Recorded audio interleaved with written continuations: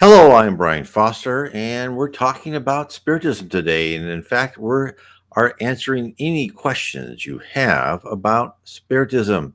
We are here, please, we're here to answer what we can and to supply commentary of what we can. So if you have questions, please put in the comment section your question, and I will do my best to answer it. And sometimes, a lot of times now, people are answering other questions in the comment section, and I'll put those in there and talk about them too. Before we begin, let us have a small prayer. Dear Jesus, please let us recognize why we are here on earth, and that is to improve ourselves. Help us spot and identify when we have primitive emotions, hate, envy, jealousy, and help us clear them out of our foundation of our character and rewire our brain to replace that with love, charity, fraternity, and honesty. Please allow us through your benevolent leadership, O Jesus, for us to learn to listen to our conscience and to try and become better people. Amen. Okay, so then also before I begin, if you are interested in Spiritism, I recommend you download the book Codified by Allan Kardec, The Spirit's Book.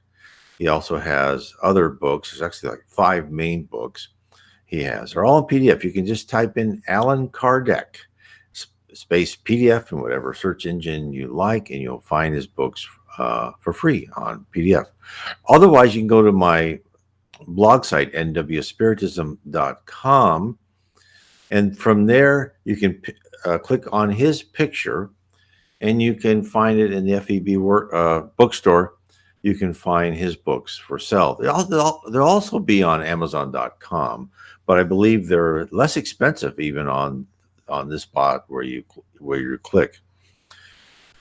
Lastly, on the Spirits book, I have it in a playlist on my YouTube channel called The Spirits Book. It's a playlist. It'll go through each chapter. I also have it in downloadable MP3 and audible format.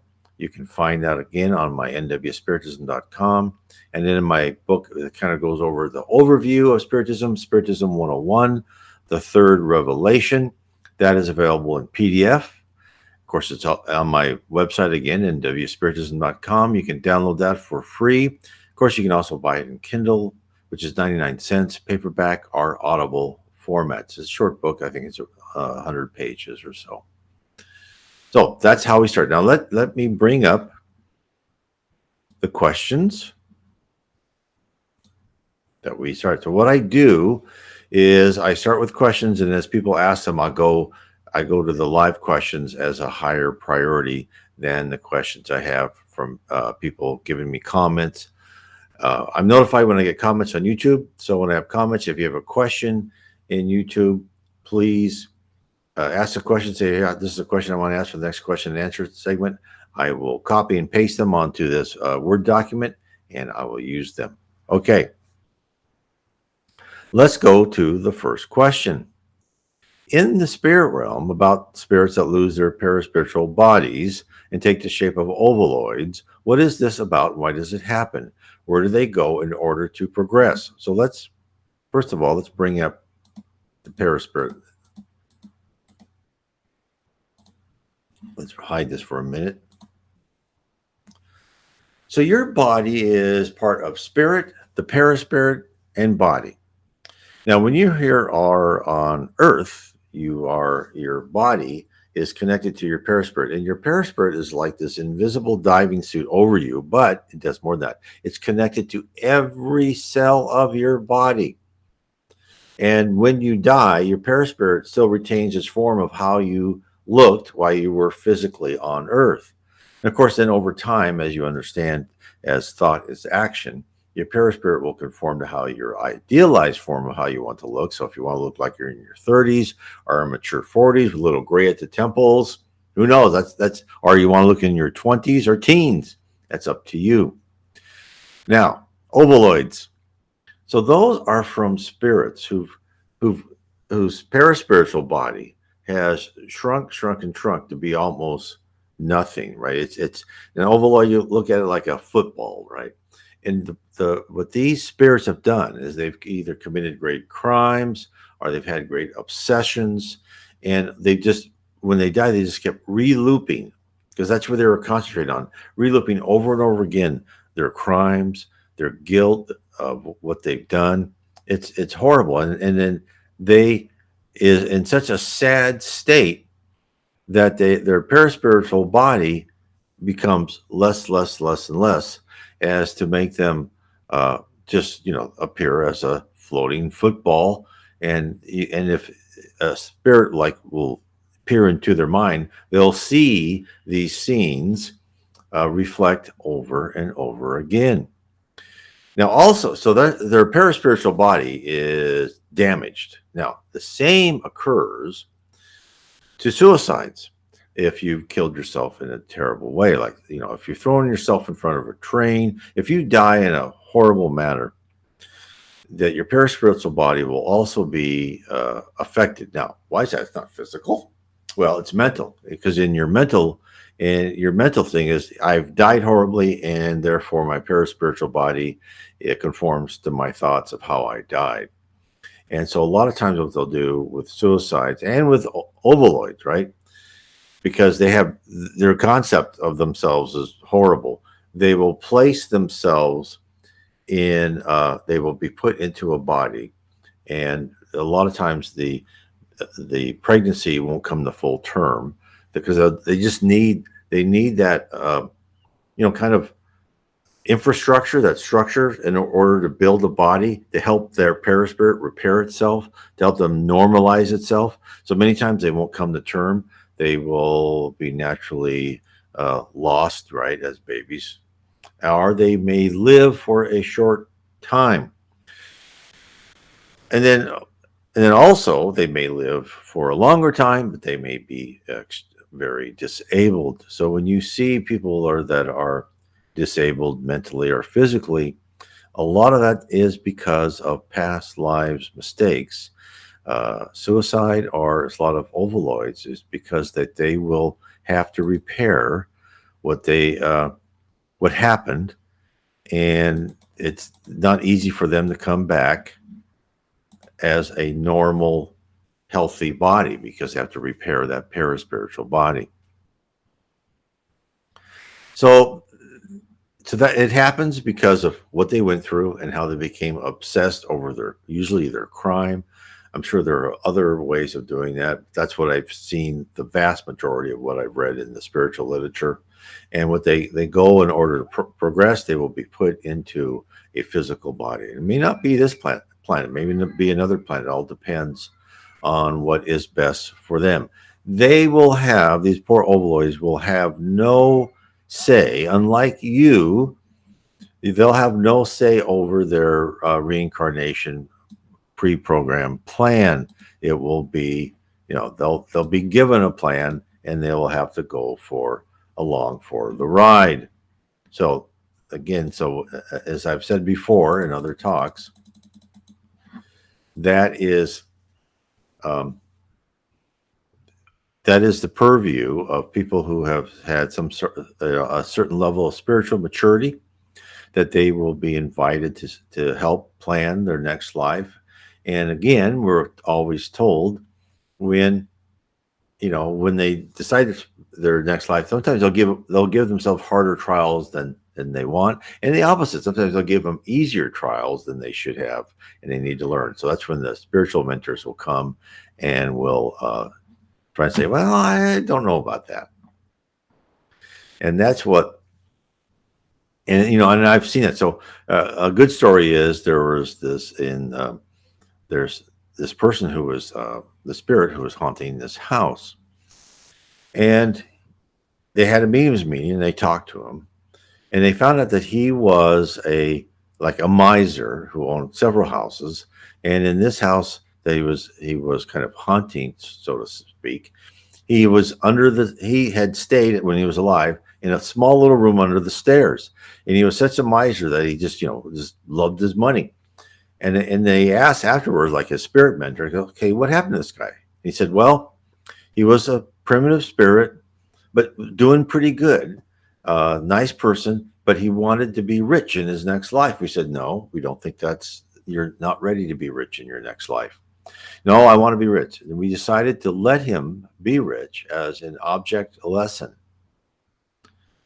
And they did, and this is what happened. And they go, well, will he get out of it?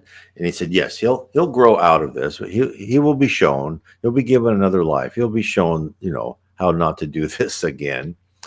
But this is, I tell you, the spirit world will let you make mistakes. And sometimes mistakes, if you're, because the spirit world respects your free will. And if you really want to make a mistake, they're not going to stand in your way, which is kind of sad, but that's just the way it is. We have a question. Let's see. This is Gabrielle. What has happened? What has happened to my spirit and paraspirit when someone goes insane and gets detached from reality and has hallucinations? What will they be doing all their life while being insane? So, and there's a good kind of write up on this in some of the books by Andre Luis, where he actually goes into these hospitals where people are very mentally ill and they could be classified using that word, insanity. And so in their waking times, they obsess. So they go over in their minds, their physical brain, and although they're still detached reality and have hallucinations because they are either being obsessed and they're being plugged and they're seeing things that are being given to them by visions from ill-intentioned spirits, but they're still in their physical body. But those visions are looping around. They're not growing in spirits. They're going through a really tough trial. And those hallucinations are visions supplied to them by ignorant spirits. Now, a high spirit will never do that to anybody. A high spirit will never obsess anybody, will never command anybody, will not do that. So they'll just have to exist in this kind of bad state. Now there's medicine, I know, for people that helps them stop their brain from, I think, getting these visions, right? Because it seems to work with a lot of people, although they have some long-term effects. And as I said before, there are psychiatric hospitals who will give the regular review of medicine and psychiatric treatment. Plus they'll have mediums meetings to find out who is obsessing this person, and can we do something for the spirit that is obsessing this person, so they won't do that again, because they need to understand that the spirit world will take care of the karma and take care of whatever things that person needs to learn. Because usually these spirits that are obsessing people have a good case, right? That person probably did something horrible to them, but that's not their job to do it. That will be taken care of by the spirit realm under the leadership of Jesus. And additionally, for these spirits who are trying to take their own personal revenge, it is holding back their own progress. And they say, what will they be doing all their life while being insane? Well, they won't be doing much. They'll be parking, and hopefully after they get through that life, they will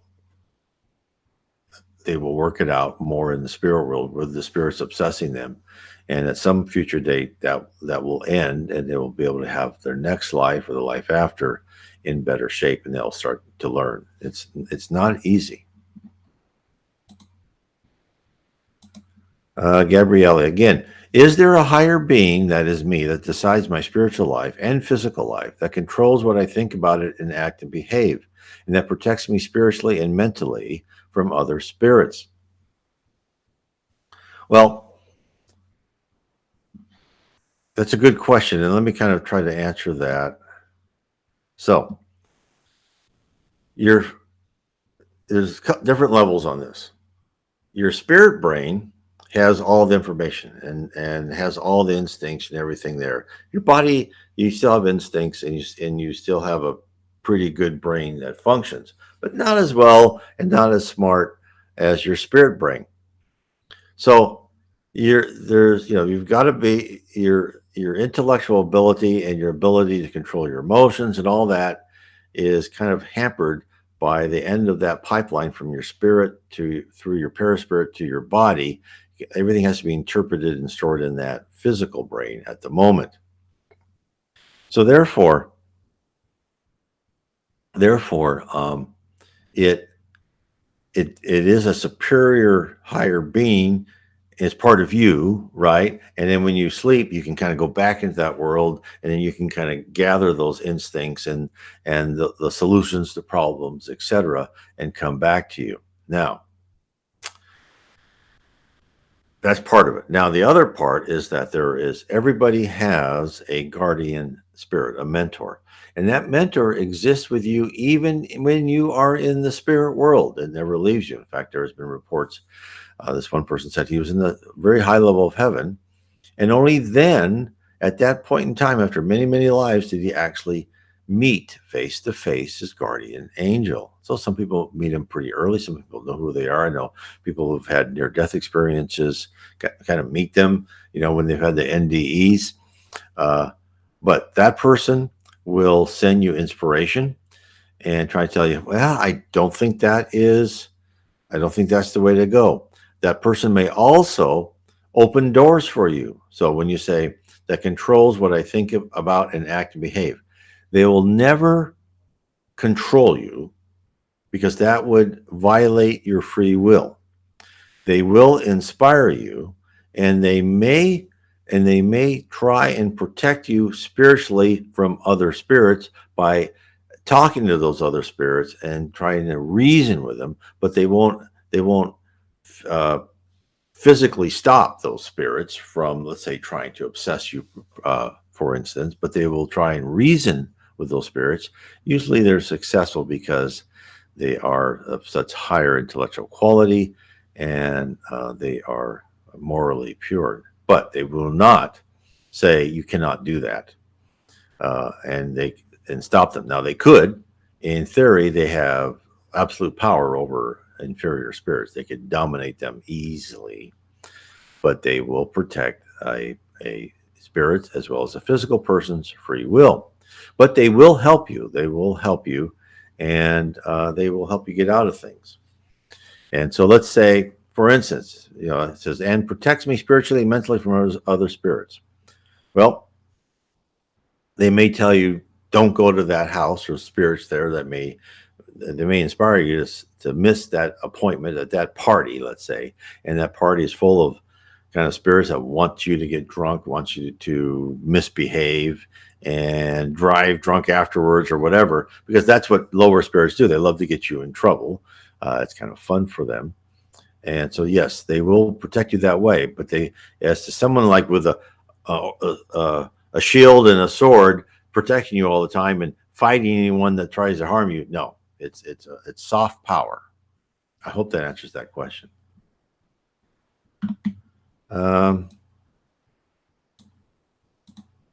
Here's a question from Timothy. Hello again, brothers and sisters. My question is, when someone asks me if Spiritism believes the Bible, I tell them yes. But how do I explain the way we Spiritists view the Bible versus other Christian groups? And in that matter, what I would say is we believe in the Bible, but what Spiritism tells us is that we believe the messages of love and charity and fraternity are eternal, but that the other messages were given to the prophets and the visionaries of their time according to their level of technology and culture. And therefore, if you have an example, let's say the Old Testament, where they'll say, go into that city and kill everyone. Does that sound nice? Is that an eternal message of love? No. But that was a message of teaching the people at the time that you better follow orders. That's probably the level that they needed. Now, when you get to the New Testament, it's more of okay, here we're going to present to you more information about the new way, right? The way, as it was called by his followers. And, where love is important, there's a separate kingdom. You don't need to kill animals or anything like that to curry favor. And that was more, you need to start really uh, transforming your own personality and character. Forgive. How many times did Jesus say forgive, love, all that? Those are all eternal. So, so the other thing to tell them is a lot of people believe every word of the Bible. So the Spiritism says no, we do not adhere to that, and that Jesus Christ, and God through Jesus Christ is always talking to us. The spirit world is always talking to us, giving us more and more information. This is as an example of the Spirit's book. Therefore,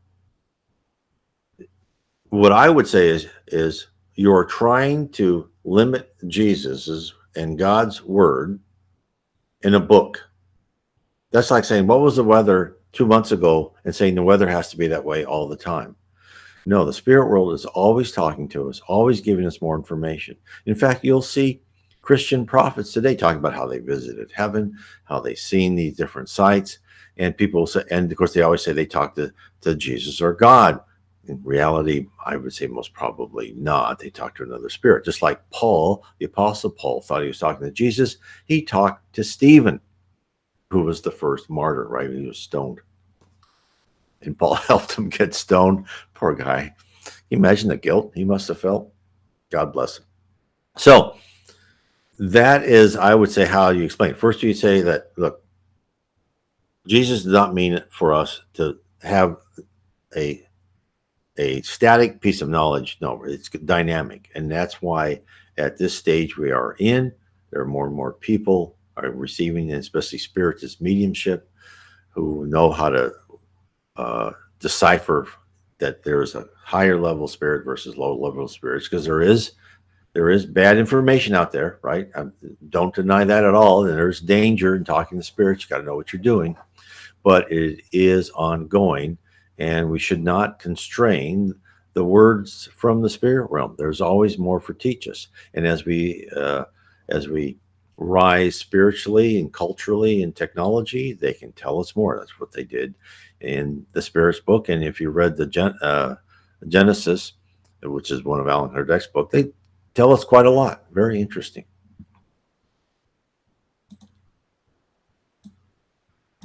Okay, this is from Grabielli. What would you say is happening to me spiritually if I know that I'm a boy, but in this reality, I am in a female body, but I've hallucinated being in different realities as a boy with a male body? Well, then I would say that if you are a female body now, but you feel like you've been in a male body before, then you are connecting back to a past life, and you are thinking back in a past life, and in fact, you probably wanted to come back as a male versus a female, but for some reason you were not allowed to. Unfortunately, this usually happens. Okay, it happens for many various reasons. Sometimes people just want the experience and they need to be in one or the other genders, right? Because you learn all different lessons in different genders. Many times it happens because if you were a female and you treated men horribly, just used them and abused them, what will happen is, and vice versa, right? You'll be saying, okay, well, karma, right? Okay, this is going to go back to you. Now you're going to be a male, so you can see how males feel about females and how they feel about being treated by females, and of course vice versa.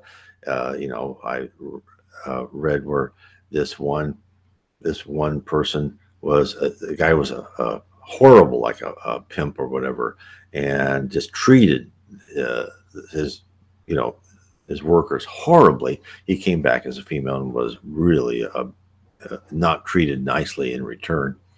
But that was a hard lesson, I guess, that person needed to learn. So I would say that those visions and those feelings are all because of a past life. Now I understand that's extremely difficult. All I can say is the spirit world has a reason for everything. They don't want to they're not punishing you. It's all for your edification. So you may want to say, okay, I'm a female. I don't like it, but I'm going to research this whole thing. I'm going to really find out what it's all about. I know that's what I want to. I know what I want to be, right? That's certain. But let me research this and let me learn. Okay, what lessons can I learn in this gender? And I would say that might be the best way to approach it if you can. If you can't, you can't. That's your choice, right? There's no such thing as forever sin, or you're going to rot in, purgatory or anything like that for eternity. No, that's not going to happen. But what may happen is if you don't come to grips with it in this life, your next life, you may have to do the same. So therefore, you may want to try to learn the lessons you need to learn in your circumstances that you are in today. I hope that helps. And the way I say it, I'm sure is much easier than doing it because you're so full of emotions and all that. And I know it's extremely tough. Okay, let's go to the next question. From Vio Carrix. Is one spirit in a dormant state while I am living life, or does my spirit participate consciously in my everyday earthly life? And when we die, is there a reconciliation of actions by both states? The answer is your spirit is always in contact. There is no reconciliation because your spirit knows everything you've done. And in fact, when you pass over, you think that you don't notice any difference, right? There's no like, aha, right?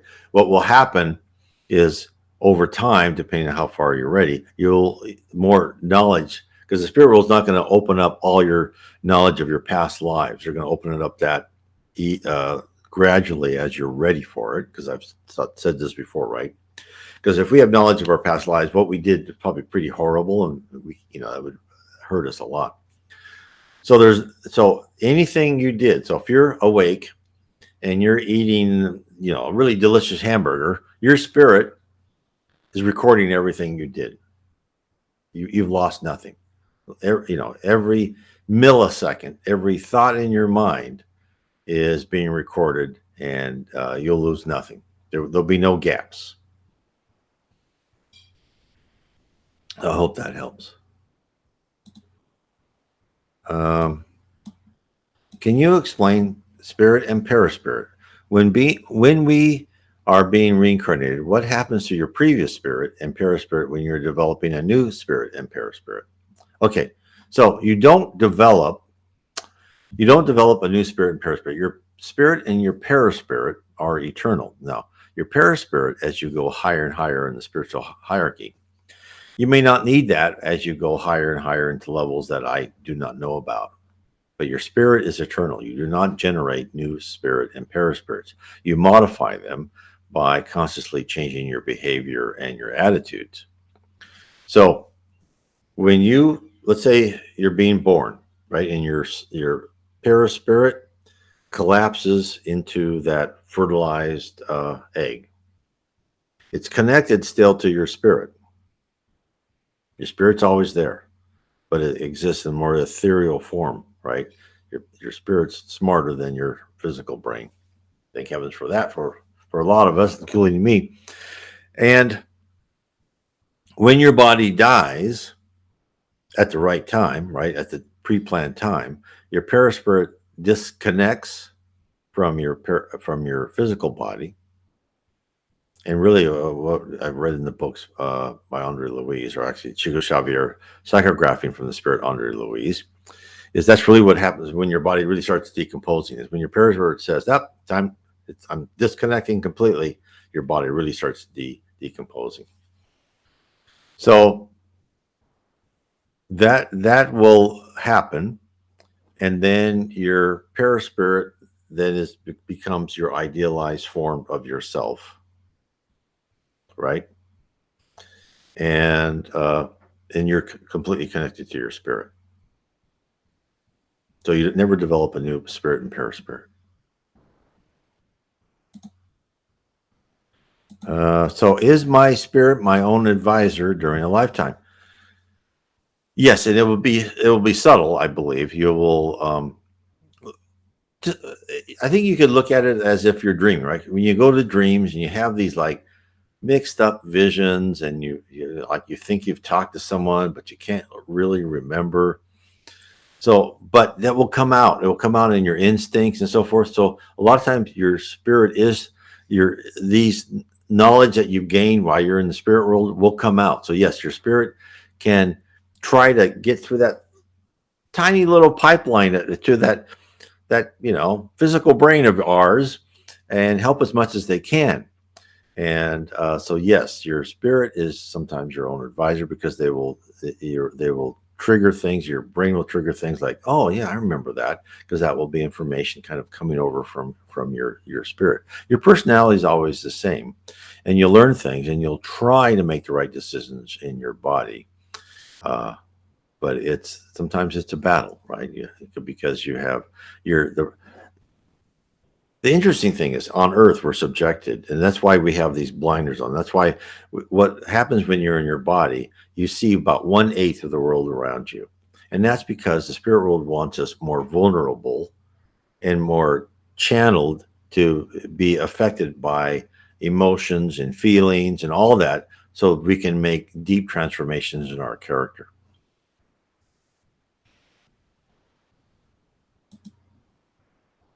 Okay, then Gabrielle again.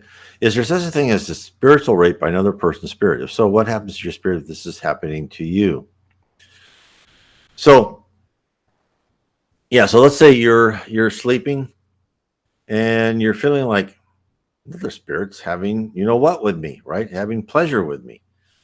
And yeah, the lower spirit can attempt to do that and attempt to get in your mind and elicit those responses. And you may have been groggy, and then you wake up and go, what the heck is this?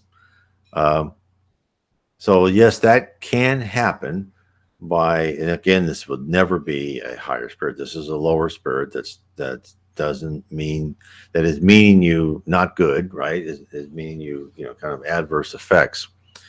And so again, that's if you don't want that to happen, you have to pray and meditate and ask for help against that. So yes, there is such a thing as that, or that you will feel that you're having relationships. In fact, even in the books by Andre Louise, they'll have like a medium would go to sleep, and then Andre Louise and one of his friends would come to this person's bedroom, right? To say, okay, medium, let's go to a meeting up in the spirit world so we can teach you more things.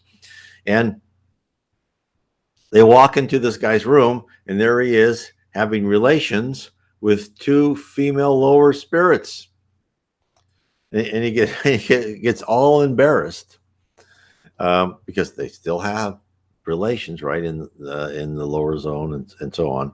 He gets all embarrassed, and then Andre Louise and his friend says, "Well, we're not going to bother you now." Um, and they find out that these the two women said, get out of here, we're having fun, we like this guy, just like regular earth, we like this guy, and don't interrupt us. So yes, it happens. Again, Spiritism tells us over and over again, when you die, you are the same person. You're the same person that has the same desires, the same reflexes, right? You're not going to be sick. You can think you're sick, but you're not really physically sick. You'll live forever. You cannot die. But you are the same person. And if that was one of the important things to you, well, that will still be important to you. Now, you can still have a love of that, like a love of eating, still get to heaven, but you have to control it. And as you go higher and higher, that will become easier and easier to control and to say that's not as important. As I've told before, when people say, well, I really like that, and I don't want to miss eating, because I've said before that you can exist on the sunlight and the water, and because you're an ethereal body, right? You do have some matter, but the ethereal matter, you're a lot less dense. You're more energy, less matter than you were when you're physically. And as you go higher and higher, that ratio of energy to matter gets higher and higher and higher, right? Whereas Christ is, you know, practically pure energy. So what I tell people is that as you get higher and higher, it's like when you were a kid and you got a new toy. You used to love that old toy, but then this new toy is more interesting, and the old toy is like that's forgotten. And the same thing is that as you go in there, um, as you go higher and higher, and these earthly delights, right, will become less and less priorities. Okay, another from Grabielli. If a spirit is directly attached to you, could it take away your memories and your ability to fall asleep and dream? It cannot take away your memories, and it cannot control you like to that perfect extent, but it can kind of meld in there and kind of meld. What it can do is modify and merge your memories with their memories and kind of together dream. There's If you read these things where these spirits obsess people, and they have like little these, let's say, ovaloids, like they have these tentacles into this person's uh, paraspiritual brain, right? They will really like become dependent on each other. And what they'll say is what happens if for these poor people that are have mental problems, it's like they don't want to lose. They're persecuted. They don't want to lose those people that are connected to their brain because they're familiar.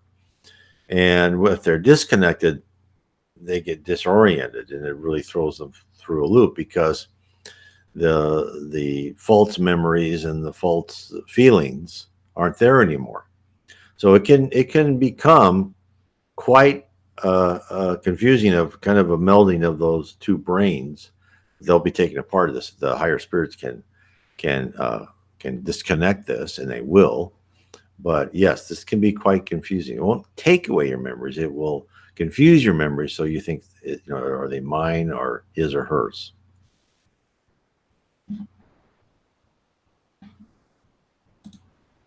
Okay. Then the next question by Grabielli. What is happening spiritually if you are a lesbian or a transgender female wanting to be a man? So I I think I answered this previously, and really what it is spiritually is that you are here on Earth in a gender that you really didn't want to be. And most probably you've been assigned that gender for a good reason. Now, there are exceptions, of course. There's different things. There's some people, higher spirits will volunteer to be a certain gender because they think that needs to round out their experiences and help some sort of personality and character traits they want to repair, because it is important to understand both sides of the passive and active of everything from the two genders. So spiritually, is what's happening is that your spirit is resisting the lesson given to it. It's like, I don't want to be in this class. Like, let's say you're in school and you're given English class, and they go, well, I know English. I don't want to be in this class. I'm going to ignore it. I want to get out of this class. Well, it's kind of the same thing. Is if you are, let's say, a female and you are attracted to women, you probably were a male before and you're still attracted to women. And just because you are now in that woman's body doesn't mean that your instinct of being attracted to that sex has changed, right? Because remember, you are in that gender for you to learn about that gender. So what's happening spiritually is you are, and I completely understand that there's nothing wrong in this. It's just is that you are trying not to learn. You're trying to swim against the tide and not to learn the lesson given to you. The problem with that is if you resist learning the lesson, then your next life may be the same. And therefore, I would recommend people to try and look at this as a research assignment. Say, okay, and there's nothing wrong with being someone who loves the same sex at all. There's nothing of that at all. Um, but I would just try not to cut off your exploration of that and try to uh, be something, try to understand whatever gender you're in. It doesn't mean you can't stop yourself from having relationships or love or marriage or anything like that. I'm not saying that. Now, but for a transgender, like that is trying to actually change your predestined trials and tribulations. Although who knows, maybe some of this is predestined that they think you're going to want to change. So I'm sure these things can get pretty complicated. But again, I would think that it might be better not to try and actually physically modify yourself into that, because that is a lesson they want you to learn. And if you don't learn that, you may have to go through that again. And if it's that important to you, they'll find other trials for you to learn. But I mean, that I think is the bottom line. And of course, there's always exceptions. There's so much different complexity in the spirit world, and there's reasons why we're here or not here. That we can go on for a long time on these, and but it shows you the machinations and the amount of care and love of what is given to us by the spirit world, because they're trying to help us through these things. And then another question from Gabriella: can your spirit be soul tied to someone, but they are a spirit that is not in your reality? What is the soul tie? So, yes, absolutely, yes. There are numerous circumstances of soulmates, right? People that love each other, that for some reason or other, and some of this could be voluntary, some of this not voluntary, is like one person is incarnated on earth, the other person stays in the spirit world. They could be looking after you, and it may be, and I've talked to quite a few people say, well, am I ever going to find my soulmate?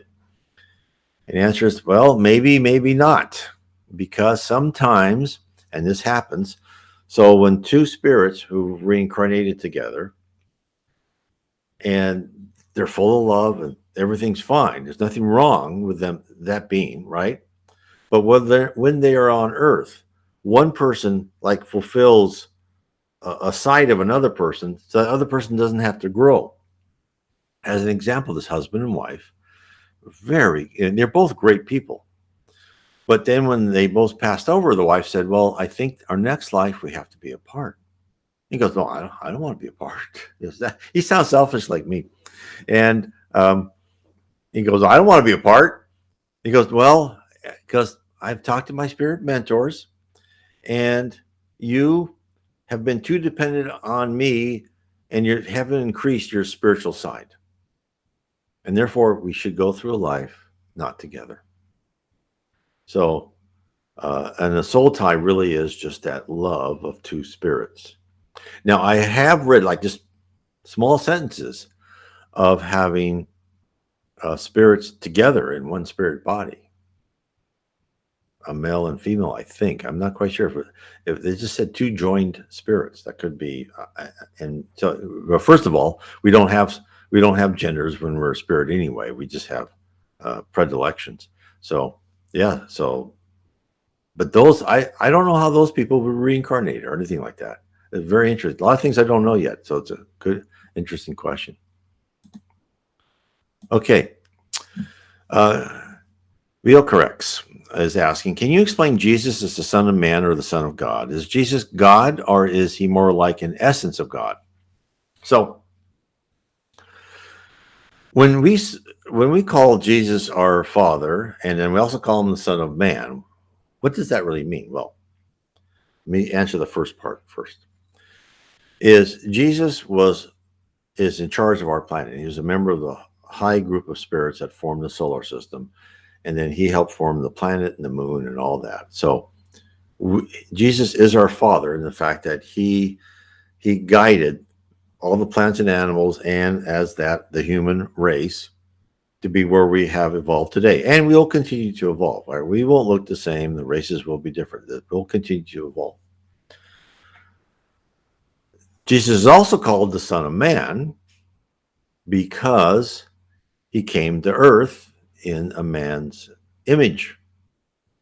And so it's like, it's, as an analogy, let's say someone who created a robot, a really sophisticated artificial intelligence.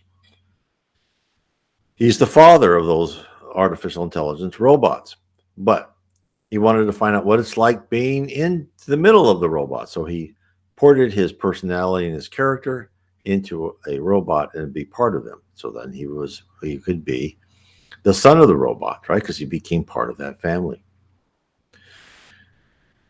Now, as part of being the son of God, is the answer is he is the son of God, as all of us are connected divinely to God. He is a much higher spirit who's gone through many more lives and been very successful in his reincarnations, or maybe as successful as we have, just been longer, right? We can all be at the level of Jesus one day if that is our wish. So Jesus is not God. He does not have the same power of God. Only God has the power of God. And of course, as I said before, people in the spirit realm around there say even they do not fully comprehend God. I look as God as kind of the whole system. And he is the system. They may be outside the system, but the whole system, we cannot ever escape out of God's system, right? We're always part of God. He infuses all of us. And so therefore, I think we're all in essence of God. I think Jesus is closer to the purity of God, to the love of God. And Jesus has so much more power as far as, thought is action, that to us, like little 4-year-olds to an adult, he's an omnipotent God, right? And that's what Paul the Apostle said in one of his communications. Like, your goal is to be like an omnipotent God to people that you're trying to help husband up into a higher spiritual ascent. So, I mean, he has power that we can't even recognize. He formed the planet. I mean, that's godlike power. And of course, then there's God who's even more godlike power. So I hope that answers the question.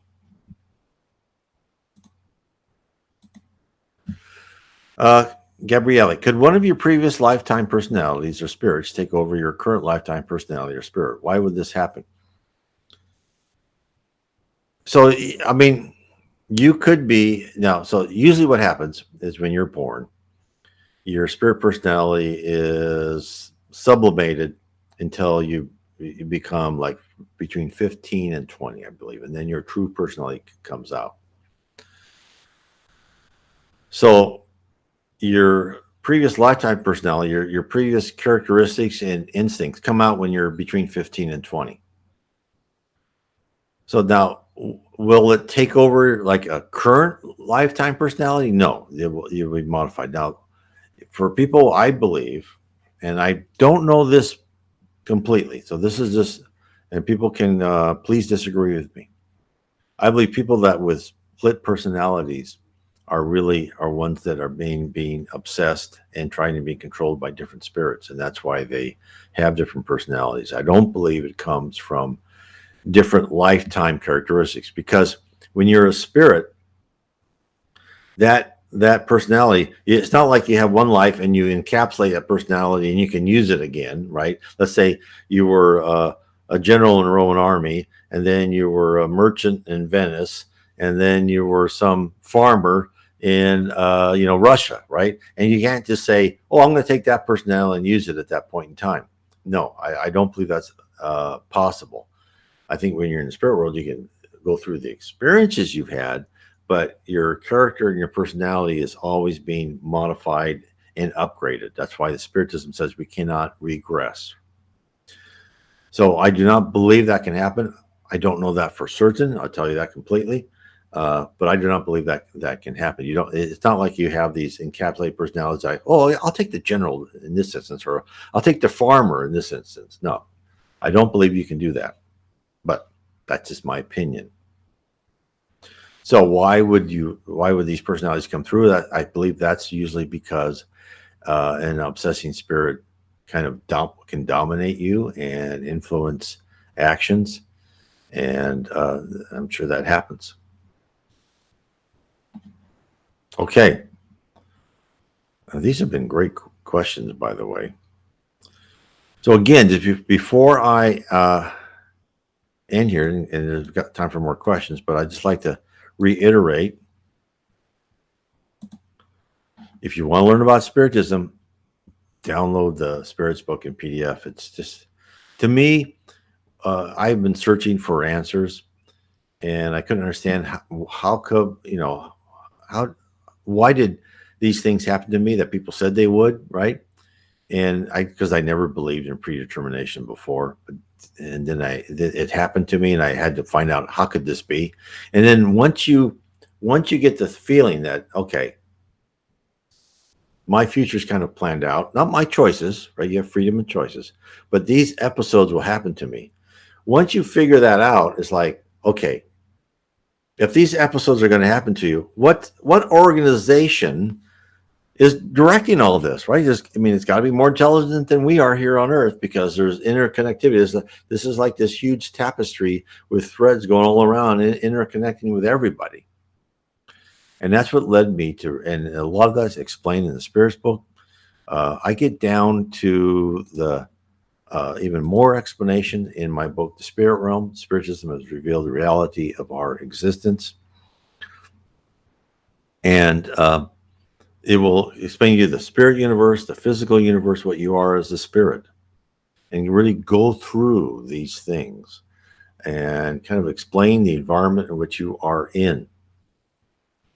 And I try to do this because I believe the more you understand who you are and what you are, then you can decide what you want to do, right? It's all up to you. It's not up to me.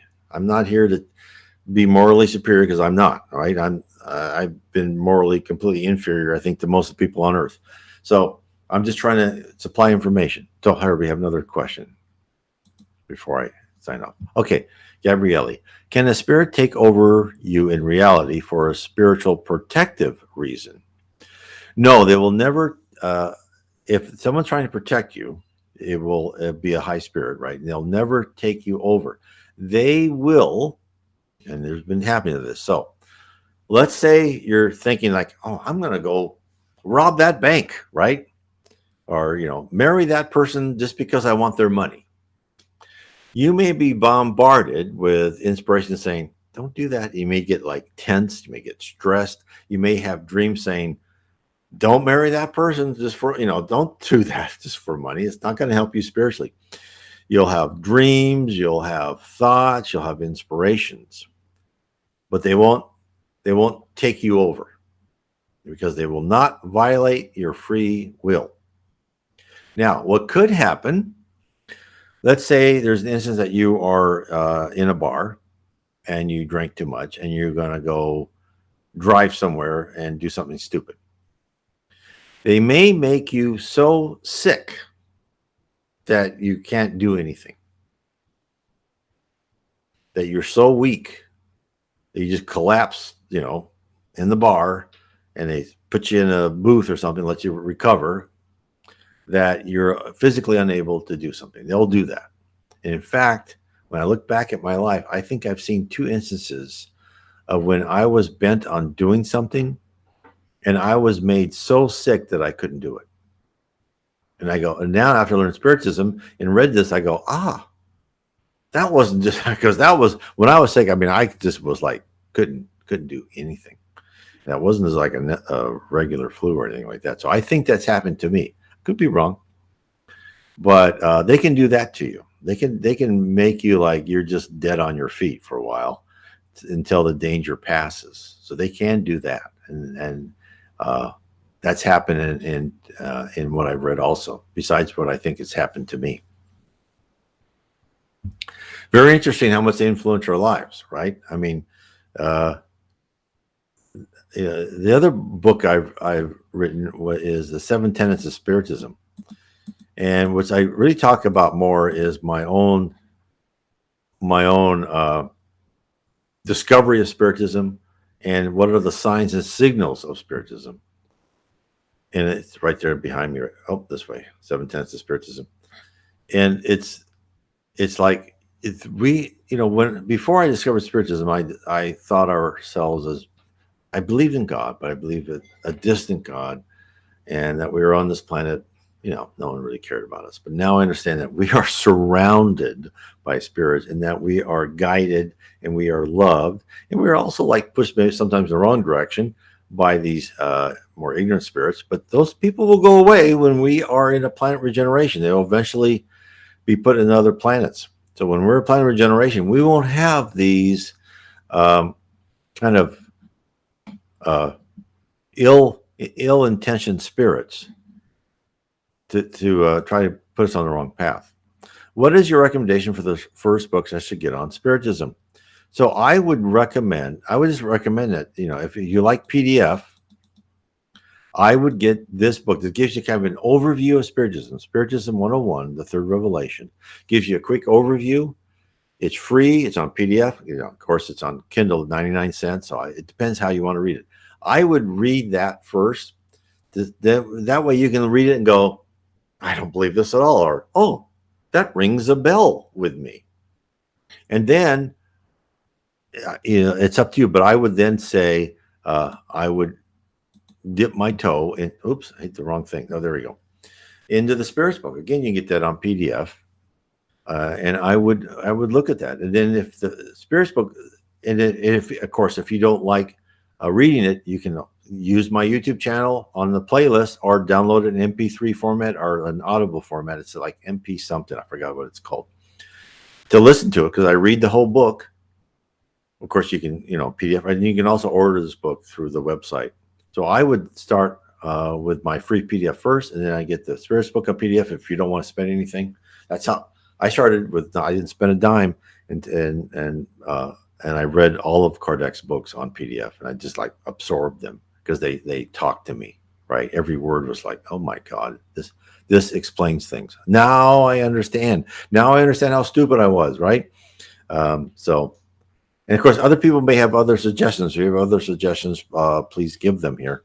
And then you can go and look at other books. And I've got, quite a few books. If you want to dive deeper into how things, actually work, I would do my the Spirit Realm. I think that's a good one. And then if you've read the Spirit Realm, then go through like Heaven and Below, book 1 of Spiritism, Spirits in the Spirits book, and then How We Are Guided by Spirits. But just start with my free PDF first. I would say don't spend any money, and read at your leisure, and then if you have questions, you can come here on the Mondays, questions and answers.